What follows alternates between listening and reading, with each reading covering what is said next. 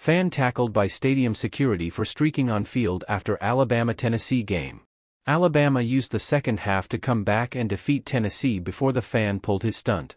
One fan thought he could stroll onto an empty Bryant-Denny Stadium's field, but he was sadly mistaken as security caught wind of what was happening while they were wrapping up after the Alabama-Tennessee game Saturday night. Video captured the moment when a member of stadium security hit an all-out sprint and tackled the fan at the 20-yard line with others following up behind him. But there was no fight from the fan to want to keep running after the perfect form tackle kept him on the grass. The stadium was close to being wrapped up for the night after the Crimson Tide's second-half comeback to get revenge on the Volunteers for their upset at home last season.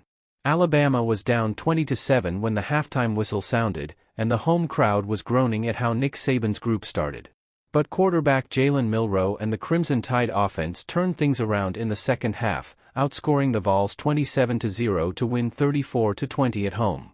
Momentum swung back to Alabama right away in the second half thanks to just 2 plays on offense that got Alabama within 1 score.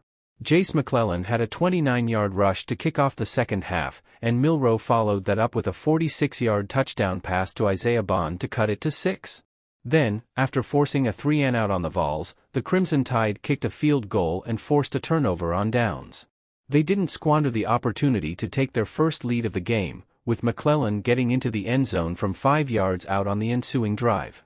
Tennessee's offense couldn't match Alabama's firepower in the second half, as each drive stalled, leading to more Crimson Tide points. It came to a head when Vols quarterback Joe Milton was sacked by Chris Braswell in the fourth quarter. He fumbled the football and it was scooped up for another Alabama touchdown.